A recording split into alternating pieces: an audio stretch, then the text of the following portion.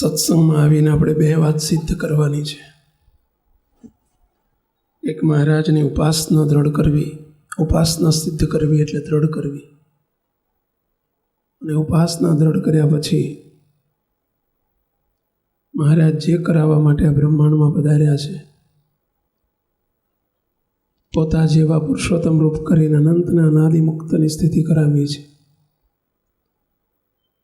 અને એના માટે મહારાજનું મોટા પુરુષોના બ્રહ્માંડમાં પ્રાગટ્ય હોય છે. આપણે એક વચનામૃત આજે જોવું છે. આ વચનામૃત બાપાએ ઘણી વખત લીધેલું છે. બાપાએ લીધેલા બધા વચનામૃતોને આપણે થોડા રિપીટ કરીશું, જેથી આપણને એની જ વસ્તુ પાકી રહે. સ્વામિનારાયણ હરે વચનામૃત છે ગરડા પ્રથમનું 33મું વચનામૃત. કયું? પ્રથમનું 33મું વચનામૃત. સ્વામિનારાયણ હરે તે સમયે મુક્તાનંદ સ્વામીએ પ્રશ્ન પૂછ્યો જે, હે મહારાજ,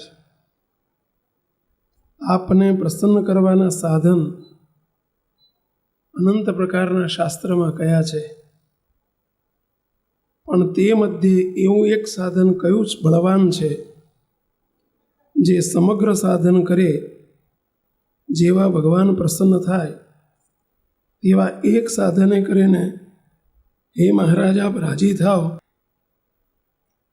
તેવો એક ઉપાય કહો. પ્રશ્ન સમજાણો પહેલા? કોણ કહેશો? કહો, શું આવ્યો પ્રશ્ન? મુક્તાનંદ સ્વામીએ મહારાજને શું પ્રશ્ન પૂછ્યો? કહો. પ્રશ્ન એવો પૂછ્યો છે કે હે મહારાજ, અનંત સાધન કરીએ જેવા તમે રાજી થાવ એવા એક સાધનથી રાજી થઈ જાઓ એવો ઉપાય બતાવો. એનો અર્થ કે એક સાધન બરાબર અનંત સાધન થઈ ગયા. જો એક ના કરે અને અનંત કરે તો એ કામ પતી જાય. એનો અર્થ એવો થાય. થોડુંક પ્રશ્નમાં સુધારો માગી લે છે.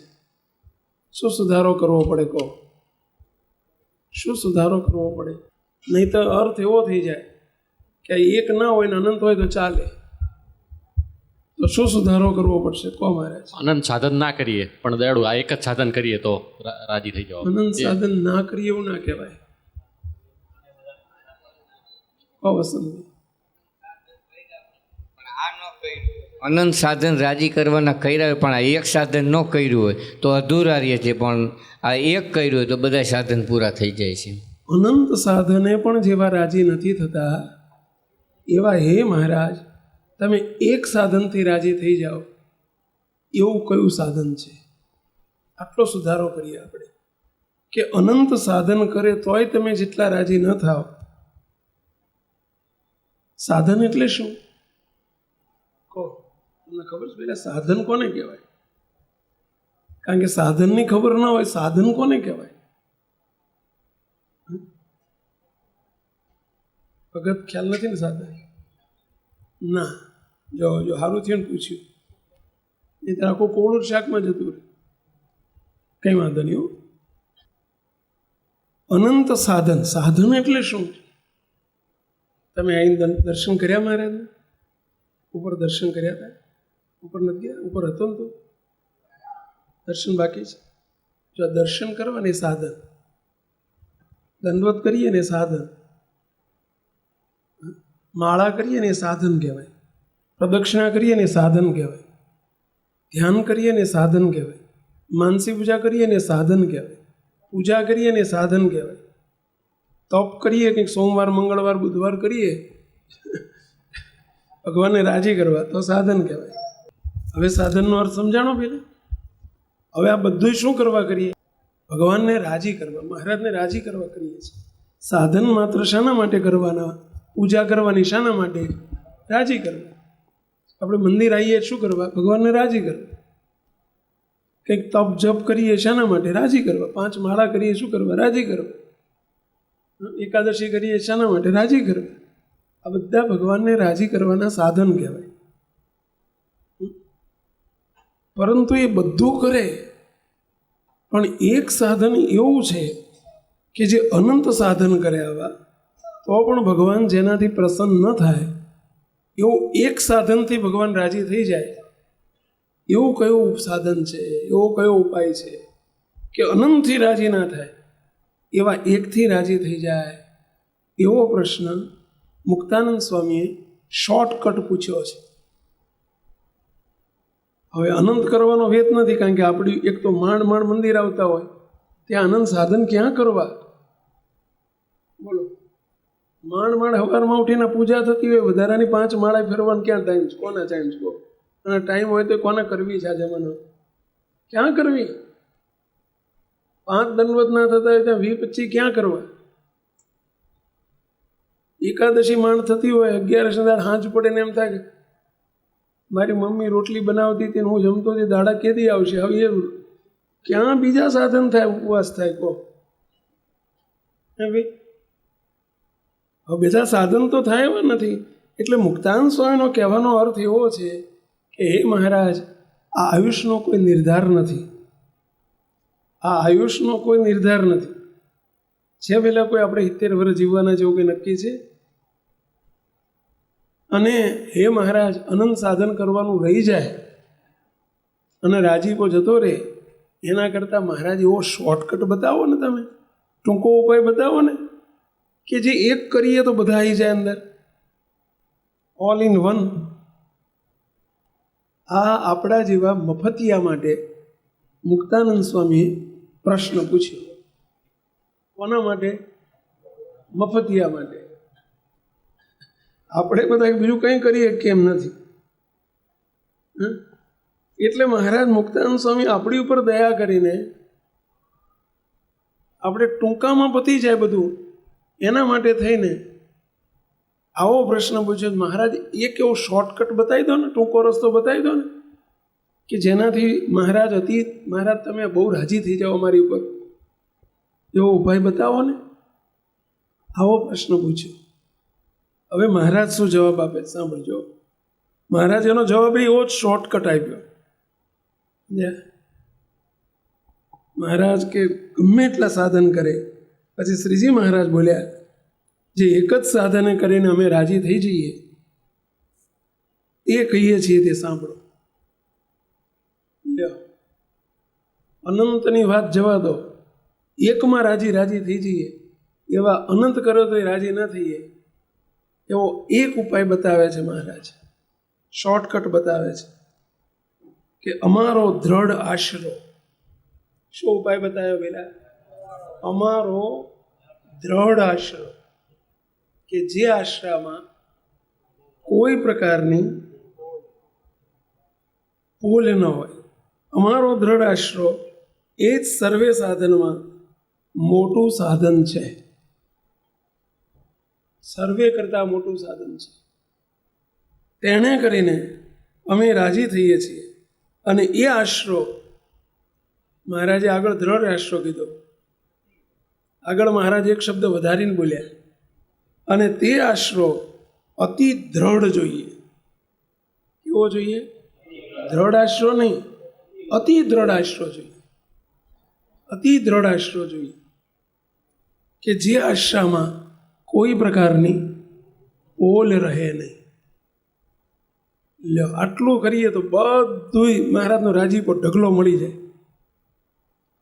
હવે 3 શબ્દો આવ્યા એમાં: આશરો, દ્રઢ આશરો અને અતિ દ્રઢ આશરો. મહારાજે માત્ર આશરો ના કીધો, દ્રઢ આશરો ના કીધો. કેવો આશરો કીધો? અતિ દ્રઢ આશરો કીધો. એવો આશરો કરો તો એમાં સર્વે પ્રકારનો રાજીપો આવી જાય એવો મહારાજ બોલ્યા છે. હવે 3 અર્થ આ તો એકમાંથી 3 નીકળ્યા પાછા કે આશરો કોને કહેવાય, દ્રઢ આશરો કોને કહેવાય, અતિ દ્રઢ આશરો કોને કહેવાય, કે જેનાથી મહારાજ અતિ પ્રસન્ન થઈ જાય.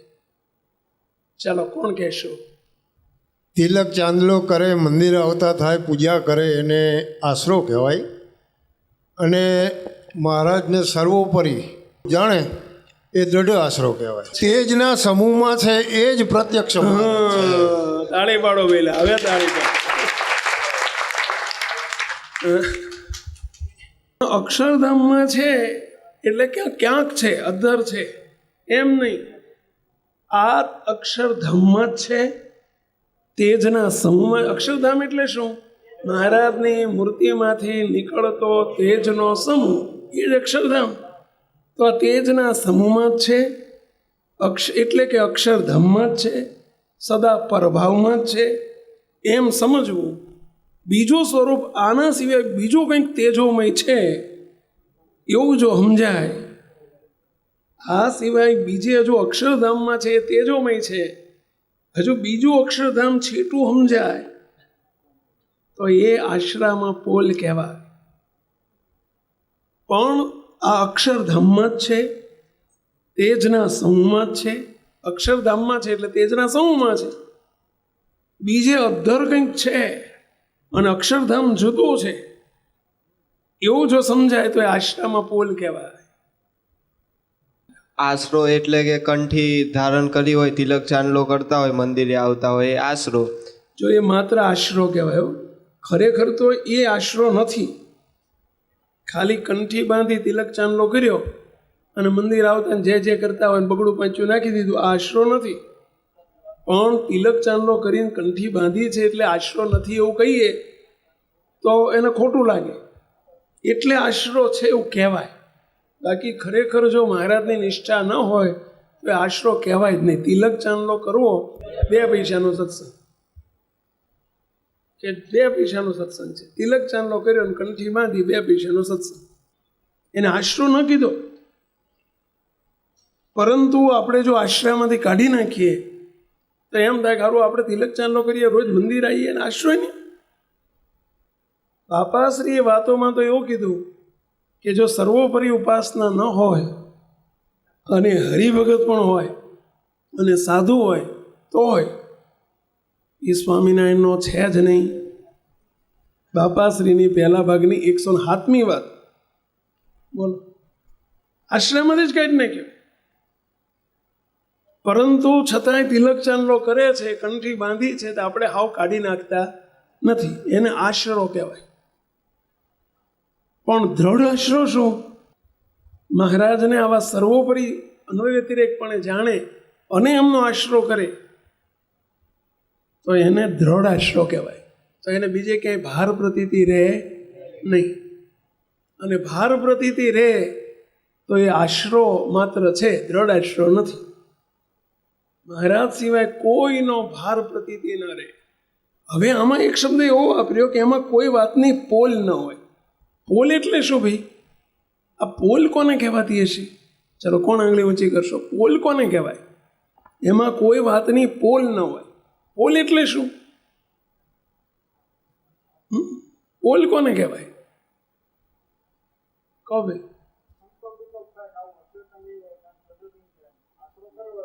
કોણ નગીન ભાઈ? હા, ડગમગાટ એટલે શું? કહો વસંતભાઈ.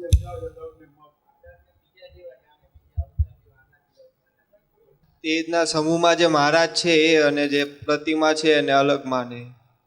બરાબર, ચલો એ પોલ. બીજી કઈ પોલ? આશ્રાને પોલ. હજુ વાત સાચી છે. જો હજુ બીજે અક્ષરધામમાં છે જુદું માને અને આ પ્રતિમાને પ્રતિમા સમજાય તો એ પોલ છે. પરંતુ આશ્રાની બીજી કઈ પોલ હોઈ શકે? કહો. જો બહુ દ્રઢ આશરો મૂકતો, આ દ્રઢ આશરો કરવા માટે છે અને અતિ દ્રઢ આશરો કરવાનો છે. કોઈ ગ્રહ ચોઘડિયા પનોતીનો ભાર રહી જાય તો પણ એ પોલ છે. બીજું, હા, નિશ્ચયમાં અનિશ્ચયનો ઘાટ એટલે શું? એનો અર્થ શું? નિશ્ચયમાં અનિશ્ચયનો ઘાટ કોને કહેવાય? જો કંઈ પણ આપણે પોલ ક્યાં રહેતી હોય તમને સહેજ સમજાવું. પહેલાં આપણને મહારાજને સર્વોપરી તો જાણ્યા છે, બીજે બહાર પ્રતીતિ રહે તો સત્સંગી જ નથી. પરંતુ ક્યારેક પોલ શું રહી જાય છે? કોઈક સ્થિતિ પરિસ્થિતિ આવે, જગતમાં વ્યવહારમાં કંઈક સુખ દુઃખ આવે, તનનું દુઃખ આવે, ધનનું દુઃખ આવે, મનનું દુઃખ આવે, કંઈક મુશ્કેલી આવે, ત્યારે આપણે કદાચ દોરા ધાગા જંત્ર મંત્ર તો ન કરીએ, પરંતુ મહારાજે આમ કેમ કર્યું,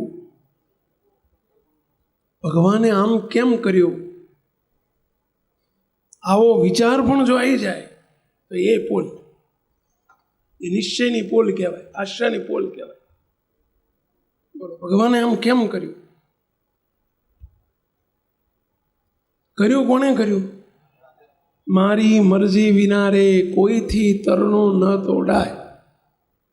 તો પછી જે થયું એ કોની મરજીથી થયું છે? તો ભગવાને આમ કેમ કર્યું?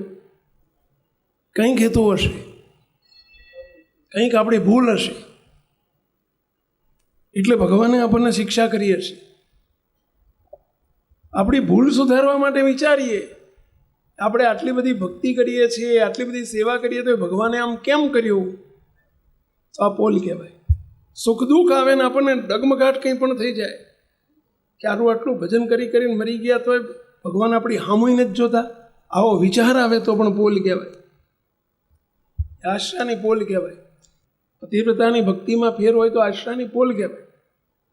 એટલું જ નહીં, પણ બાપાએ વાતોમાં લખ્યું, બાપા કે કોઈ ડૉક્ટરની દવાથી આપણો રોગ મટે, અને જો એમ વિચાર આવે કે આ ડૉક્ટરની દવાથી રોગ મટ્યો અને આ ડૉક્ટર ના હોત તો મારું શું થાત, આ દવાએ મારો રોગ મટાડ્યો, આ ડૉક્ટરે રોગ મટાડ્યો, તો પણ પોલ કહેવાય. બોલો, એ પોલ કહેવાય. શું આપણને સમજવાનું કીધું? કે મહારાજ એની દવામાં ભેગા ભળ્યા એટલે મટ્યું. હજુ પોલ સાંભળજો.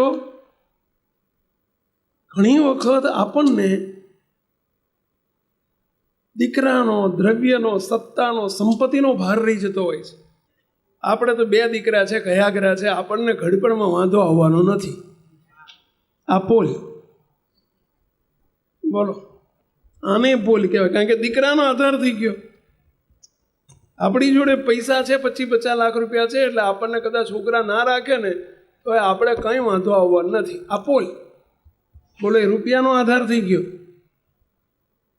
આપણે તો પાકું ઘર છે ને, એ ગમે એટલો વંટોળો આવે ને ગમે એટલો વરસાદ આવે ને તો આપણે ઘરમાં બેઠા છે, આપણને કાંઈ થવાનું નથી. આ ઘરનો આધાર થઈ ગયો. જો આ પોલ.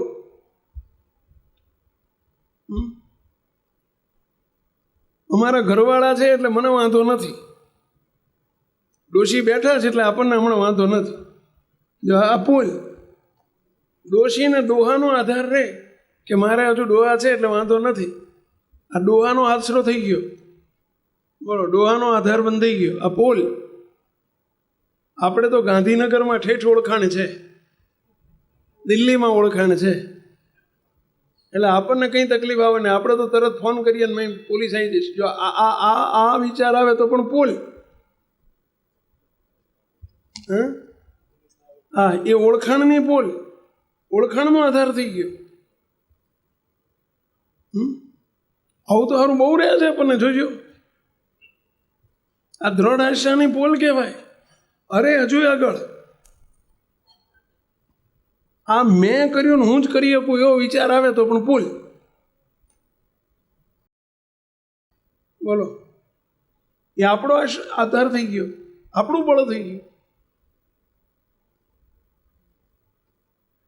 આ ના હોત તો મારું કામ ના થાત, આણે કર્યું મારું કામ, એવો વિચાર રહે તો પોલ.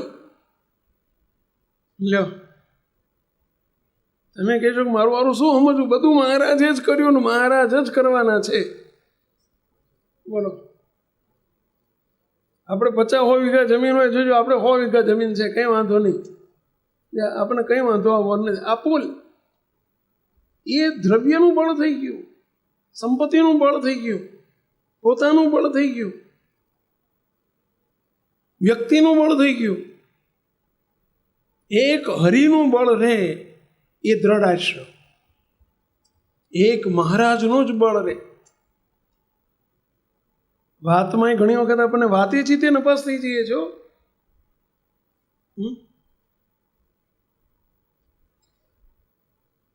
કોઈનો આધાર નહીં, એક મેરે તો તુમ. એકે આધાર બોલીએ છીએ ને બીજા આધાર રાખીને બેઠા છીએ. પૈસાનો આધાર ને, સંપત્તિનો આધાર ને, સ્ત્રીને પુરુષનો આધાર ને, પુરુષને સ્ત્રીનો આધાર ને, ઓળખાણનો આધાર ને, છોકરાનો આધાર ને, બધા કેટલા આધાર બાંધીને બેઠા છે. બોલો, આને પોલ કહેવાય. એટલે આધારમાંથી બેઠા છે. આપણું શરીર બહુ સારું છે, નખમાંય રોગ નથી, એટલે આપણને કાંઈ વાંધો નથી. આ પોલ બોલો, આ શરીરના આધારે બેઠા છે આપણે. એટલે આ ભાઈ ગમે એટલું સારું હોય તો એ ઘડીકમાં ત્યાં થઈ જાય, આમ સમજ્યા, મોટું પોળું થઈ જાય. ગમે એટલું સારું હોય તો નથી જોયું ભાઈ?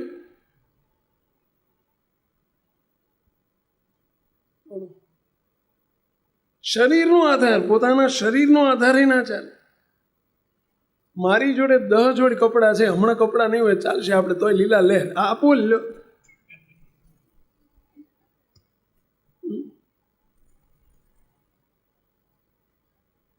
એક મૂર્તિ સિવાયનો બધો જ આધાર નકામો છે, ખોટો છે. બોલો, એક મૂર્તિના આધારે જીવાય, મહારાજના આધારે મહારાજના બળે જીવાય, એ જ અતિ દ્રઢ આશરો. ખરો અતિ દ્રઢ આશરો આ છે. તમે કહો સારું ગ્રહસ્થ આશ્રમ, અરે ગ્રહસ્થ નહીં તો આ સાધુને રહી જાય. આવું અમે જો આવી સમજણ ના હોય તો અમને રહી જાય. આપણે તો 2-5 માણસ આપણને માને છે એટલે આપણને વાંધો નહીં. જો આ પોલ અમારી વિદ્વતાનો પોલ, આપણે તો શાસ્ત્રી છીએ, આનો બળ રહે તો એ પોલ. આવડતનું બળ રહે, બુદ્ધિનું બળ રહે, આ બધા પોલ કહેવાય. આ તો અતિ દ્રઢ આશ્રયની વાત છે ભાઈ. બીજું, આપણે એમ સમજીએ કે આ તેજના સમૂહમાં છે એ જ આ છે, પ્રતિમા નથી, ફોટો નથી. પરંતુ અહીં પુલ તો રહી. શું પુલ રહી કહો? એ તેજોમય છે, હું તો એવો ને એવો જ છું. બસ, હું તો સુનિલ જ છું. સુનિલ મનસુખભાઈ પટેલ, આ પોલ જ થઈ ભાઈ આશરાની. એ તેજોમય, તમે એવા ને એવા ને ધોયેલા મૂળા જેવા.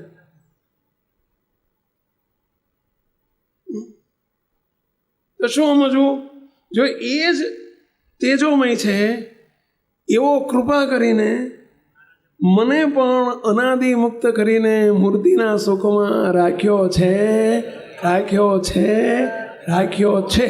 મહારાજ સામેથી ક્યાં આવી ગયા?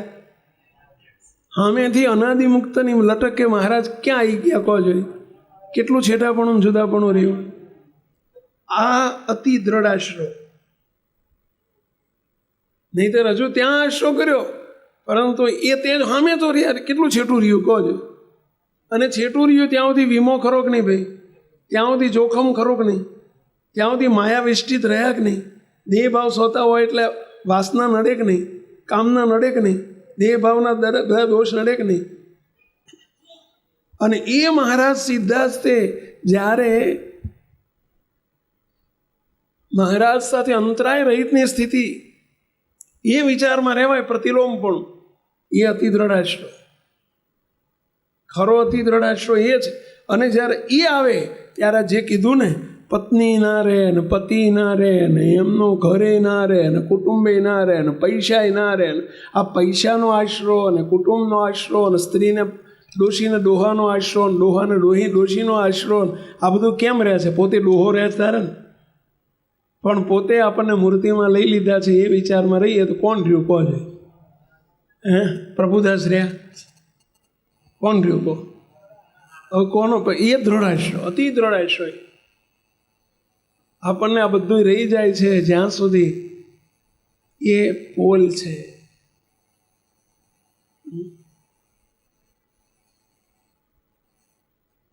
વ્યવહાર માર્ગમાં આ બધું સમજવું ને બહુ કાઠું છે પેલે. ઉલમાંથી ચૂલમાં પડીએ છીએ, બીજે પ્રતીતિ રહી જાય છે. તો આ નહીં હોય તો મારું શું થશે? આ પ્રતીતિ રહી ગઈ કહેવાય. આ મારું શરીર સારું નહીં હોય તો શું થશે? આ પ્રતીતિ શરીરમાં રહી ગઈ કહેવાય. પૈસા નહીં હોય તો શું થશે? આ પૈસાની પ્રતીતિ રહી ગઈ કહેવાય. ડોશી નહીં હોય તો મારું શું થશે? આ ડોશીની પ્રતીતિ રહી ગઈ કહેવાય. ચીની વાત છે હો, પરંતુ છતાંય મોટી છે. હવે એને આપણે ધ્યાન ઉપર લેતા જ નથી. તમે અનાજ વીણીને દળાવો ભાઈ, અનાજ દળાવો ત્યારે વીણો છો? હા કે ના? સાફ કરો. એમાં મોટા કાંકરા હોય તો વાંધો નહીં, એ કાઢી નાખવા જોઈએ, પણ નાની નાની ઝીણી કાંકરીઓ વાંધો નહીં, એ તો રખાય, વાંધો નહીં ને. મોટી આવડી ઈયળ હોય ને કાઢી નાખવાની, પણ ઝીણી ઝીણી જીવાય તો ચાલે, ચાલે ને. એમાં ઝીણી જીવાત છે ઢગલા બંધ, એ ચલાય? એ ચોખ્ખું અનાજ કહેવાય? એ પવિત્ર અનાજ કહેવાય?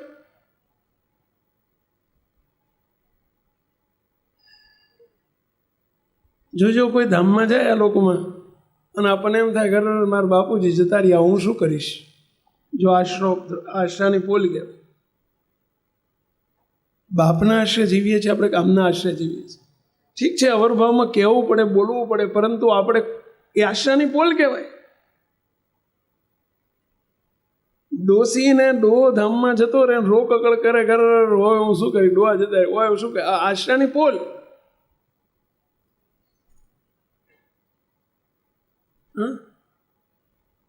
હજુ ડોહાના આધારે જીવો છો.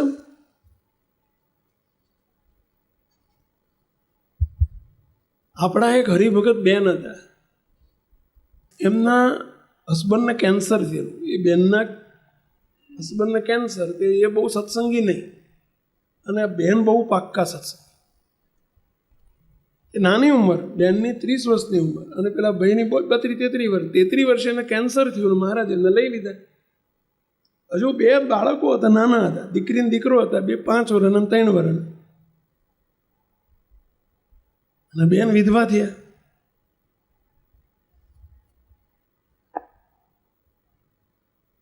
આપણા મોટેરા હરિભક્તોને મેં મોકલ્યા કે ભાઈ જાઓ, બેનને જરા બળ આપ્યા, સત્સંગમાં બળ્યા છે, તમે જરા મોઢે થવા જાઓ, એટલે જરા બળ આપવા કે હિંમત રાખજો, મહારાજ સારું કરશે, બધું ભેગા છે, આપણે બેડા છે, મહારાજ જે કરે સારું કરે, તમે ચિંતા ના કરશો, બધું સાહેબ એમને હિંમત આપવા 2-4 હરિભક્તોને મોકલ્યા.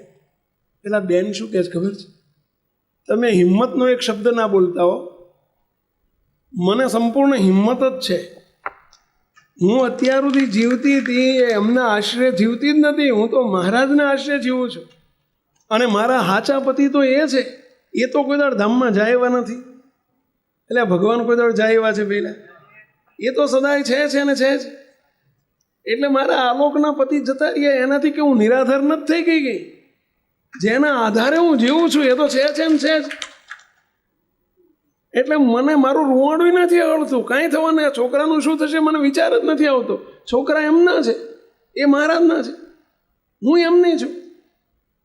મારું શું થશે ને છોકરાનું થશે મને વિચાર જ નથી આવતો.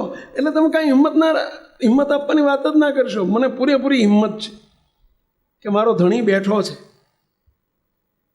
આ લોકનો ધણી તો જવતો જ રહેવાનો એક દાડો, ગમે ત્યારે ધણી જાય પહેલાં, કાં તો પછી પહેલી ધણિયાની જાય, બેમાંથી એક તો જાય છે.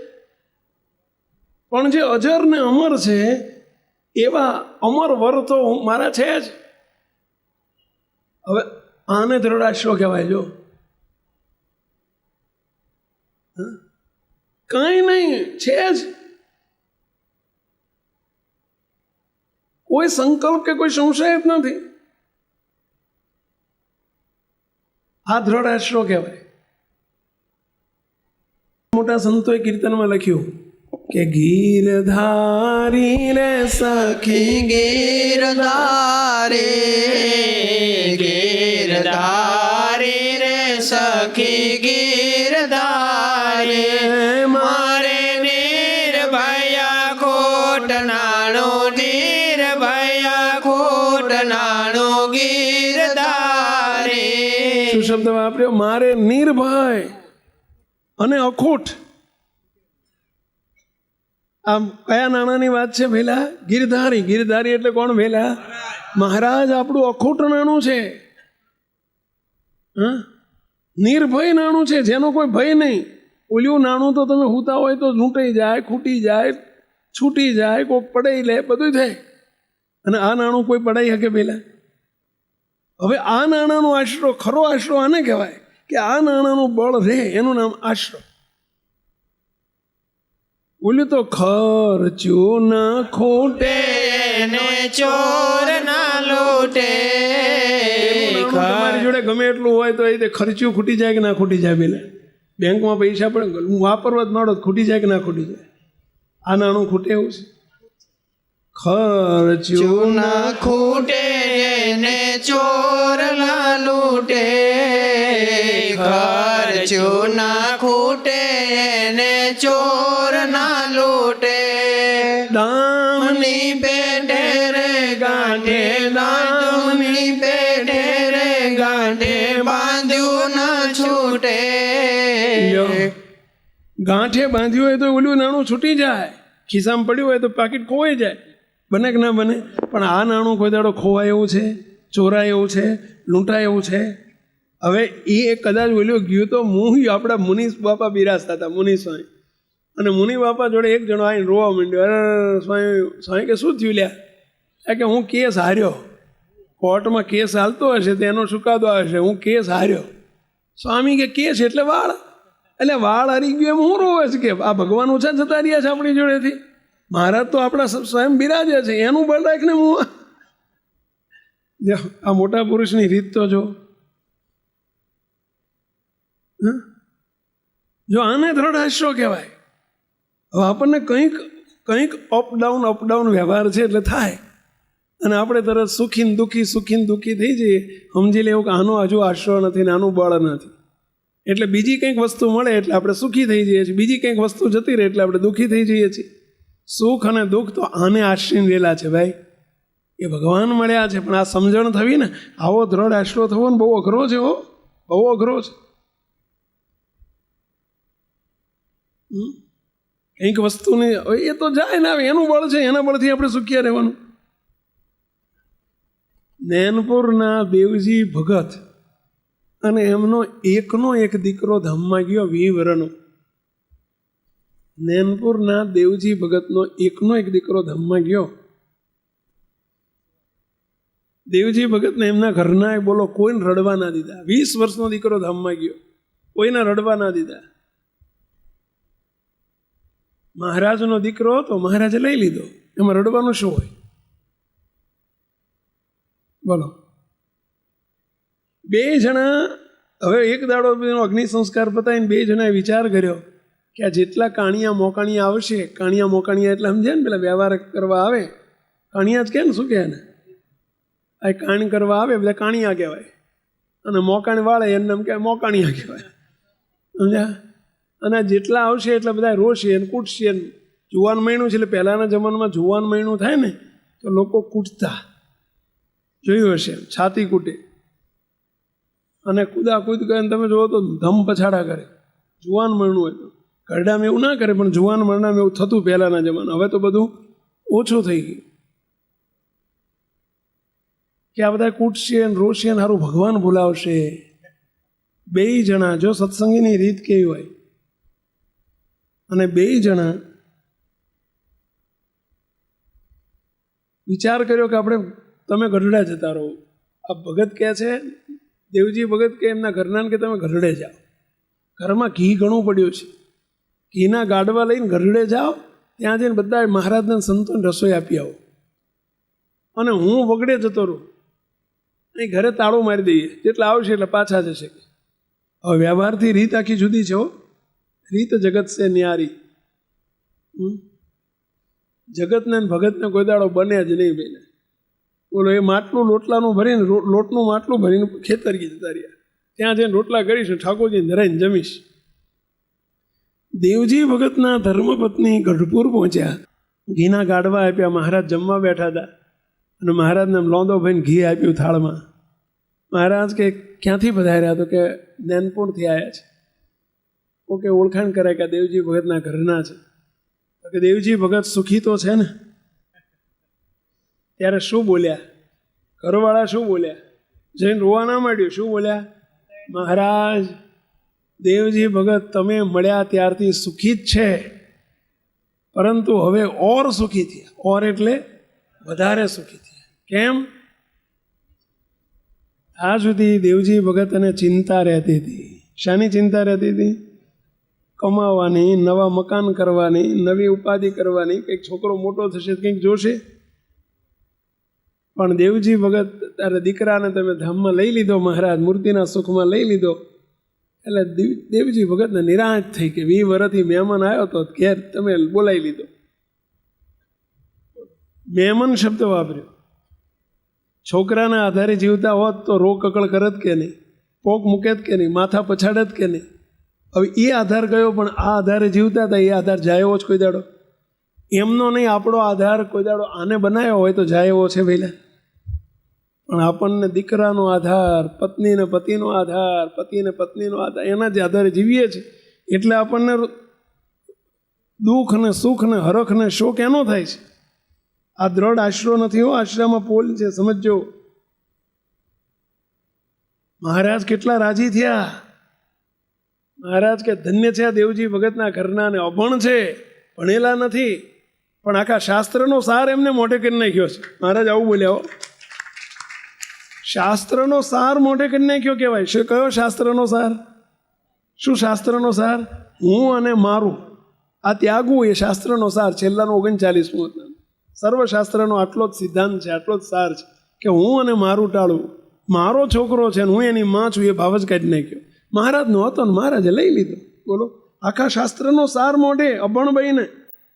અને આપણે બધા ભણેલા, રત્નામૃત મોઢે હોય, પણ જય સ્વામીને.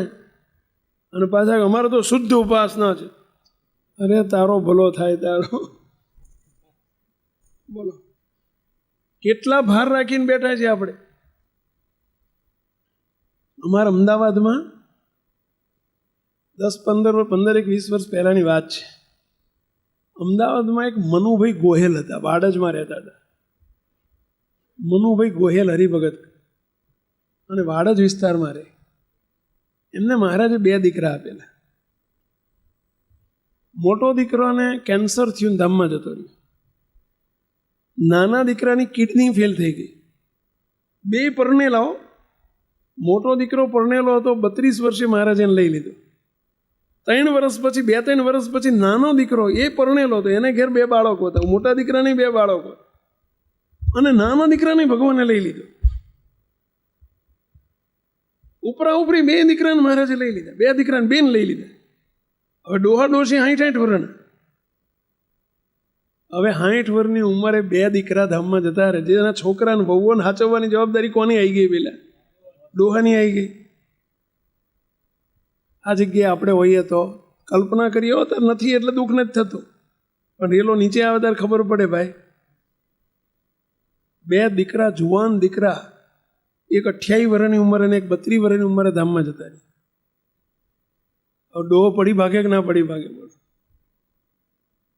અમને ખબર પડી કે નાનો દીકરો એ ધામમાં ગયો, એટલે હું સ્વામિનારાયણ ધામથી મેં ફોન કર્યો હરિભક્તોને, આપણા ઘાટલોડિયાના હરિભક્તોને, કે હું વાડજ આવું છું, આપણે એમના ઘેર બળ આપવા જવું પડશે, એટલે અમે આવીએ છીએ, તમે ત્યાં આવી જજો.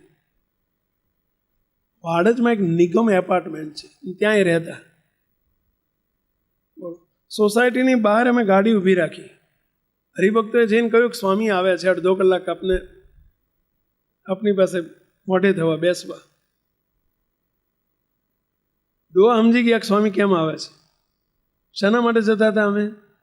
એમને હિંમત આપવા, બળ આપવા.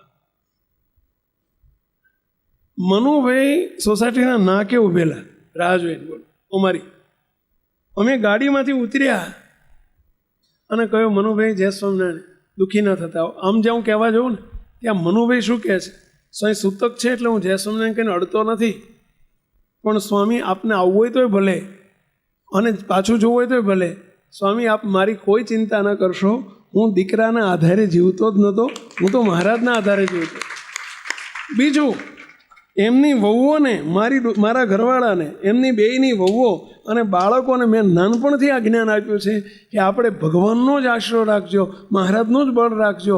સ્વામી કોઈને, અમે સ્મશાને કાલે દીકરાને સ્મશાને વળોટાયો, અમે સ્મશાન ગયા, એની ઘરવાળી પણ એની આંખમાં આંસુ આવ્યું નથી, છોકરાની આંખમાં આંસુ આવ્યું નથી. સ્વામી મારી કે એની માની આંખમાં આંસુ આવ્યું નથી. મહારાજનો હતો, મહારાજે લઈ લીધો. સ્વામી અમને કોઈ ચિંતા નથી છોકરાનું શું થશે.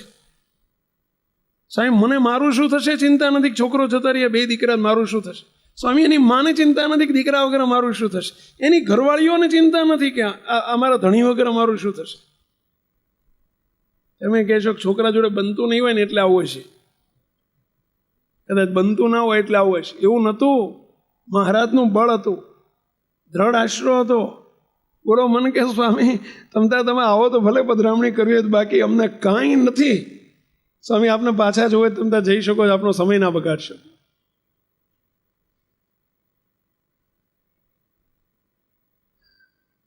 તમને આ નહીં ગમે એમ થાય ખારો ગાંડો માણા કહેવાય, વ્યવહારુ માણા જ ના કહેવાય. રોવું તો જોઈએ ને થોડું, ભાઈ ખરાબ લાગે એટલા માટે રોવું પડે. હા, આ પાત્ર ગમ્યું કોઈને? કેટલાને ગમ્યું? આંગળી ઊંચી કરો છો. આ પાત્રની સમજણ ગમી તમને? કેટલાને ગમી? શું ગમી? તાળી પાડતા નથી. શું ગમી કહેવાય? એમને તાળીથી તો વધાવો સમજણને. નાની સોની વાત નથી હો. જો આનું નામ દ્રઢ આશરો કહેવાય. એમ કે અમે છોકરાના આધારે જીવતા જ નહોતા. છોકરો ગયો, મહારાજ તો બેઠા છે, એ ક્યાં જવાના છે? અને એ તો મહારાજે આશીર્વાદ આપેલો છે, જેને જેનો આશરો તેને તેની લાજ. મને મહારાજનો આશરો છે, મારી લાજ રાખવાની જવાબદારી એમની છે.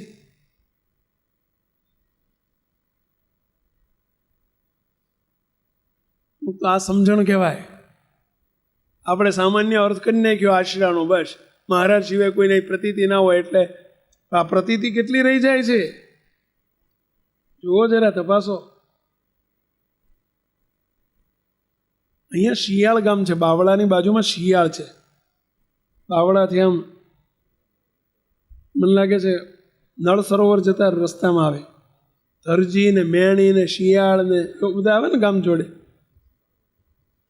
એ બધા સીધો રસ્તો જે જાય છે આમ, મને લાગે અહીંથી વિરમગામથી મને લાગે આમ સીધો નીકળે. વિરમગામ વાળો અહીંયાથી જ જાય ને, વિરમગામથી બગોદરા રોડ નીકળે, રાપર વાળો. અને એમાં મને લાગે નજીક આવતું હોય શિયાળ, એટલામાં આવતું હોય ધરજી મેણી શિયાળ. હા, વેજી શિયાળ કહેવાય, વેજી શિયાળ. બોલો એ શિયાળના ઉજમશીભાઈ હતા. ઉજમશીભાઈ કે નરીભાઈ બાપજી આ પ્રસંગ ઘણી વખત કહે છે. વાણિયા હતા, વૈષ્ણવ વાણિયા હતા, સ્વામિનારાયણના સત્સંગી થયેલા. એ ઉજમશીભાઈનો એકનો એક દીકરો, અરે ઉજમશીભાઈ એકના એક દીકરા હતા એમના બાપાના નામ હું ભૂલી ગયો. એ ઉજમશીભાઈના બાપાના દીકરાનું નામ પ્રેમચંદભાઈ. બાપજી ઘણી વખત આ પ્રસંગ કહે છે. એ ઉજમશીભાઈ એકના એક 5 વર્ષના હતા ને એમના બાપા ધામમાં જતા રહ્યા. ઉજમશીભાઈ 5 વર્ષના, ઉજમશીભાઈ નાના હતા એટલે જુવાન હતા, 18 વર્ષના. એમનો દીકરો પ્રેમચંદ નાનો 5 વર્ષનો ઘેર, અને ઉજમશીભાઈ ધામમાં જતા રહ્યા. એકનો એક દીકરો. બોલે એમના બાપા સ્મશાન ગામના ઝાંપે ઉભા રહે રોજ, અને જેટલા હગા આવે ને અને રોક અકળ કરવાનું કરે કે આ ઉજમશી ધામમાં ગયો, એકનો એક ડોહાનો દીકરો હતો, અને 20 વર્ષે 24 વર્ષનો છોકરો ધામમાં જતો રહ્યો, ને એના ઘેરે 5 વર્ષનો છોકરો છે. એ કેટલા દુઃખી થઈ ગયા છે. એટલે બધા પેલું મોઢે થવા આવે ને જરા મોં વાળે ને, મોં વાળે કે ને શું કહે ને, અને જ્યાં પેલું કોઈ ઠહકું ભરે ને, ઠહકું રોવા માટે ઠહકું ભરે ને, ત્યાં ઓલા એમના ડોહા શું કે ખબર છે? એ રોશો નહીં, કોઈ રોયું છે તમને મારા હમ છે, ખબરદાર જો આંખમાં આંસુ લાયા છો કે મારો દીકરો ઠેઠ મૂર્તિના સુખમાં પહોંચ્યો છે, એનાથી રૂડું શું? સ્વામિનારાયણ ભગવાને એમને મૂર્તિના સુખમાં લઈ લીધો છે, એનાથી રૂડું શું? આ લોકમાં શું સુખ હતું? કુસંગીને બીજા જન્મ ધરવાના હોય. મારો દીકરો તો ઠેઠ મહારાજના અક્ષરધામમાં મૂર્તિના સુખમાં પહોંચ્યો છે, અને એથી રૂડું શું? જ્યાં સુખ સુખ ને સુખ છે, નહીં દુઃખનો લવલેશ, શ્રી હરિના ધામમાં નહીં કાળ માયાનો ક્લેશ. બોલો, મહારાજના મૂર્તિના સુખમાં કોઈ ક્લેશ જ નથી. ધન્ય છે આ સમજણો. બધાને કોઈને રોવા ન દે. ખબરદાર જો કોઈ આંખમાં સુલાયા છે. બાપ હગો બાપો, અને બધા એમ ધૂન બોલતા બોલતા ઘેર લઈ આવે. બોલો ધૂન બોલો, ચલો બધા સ્વામિનારાયણની. મહારાજને સંભાળો કે ખબરદાર જો કોઈ મોઢું વાળ્યું છે કે.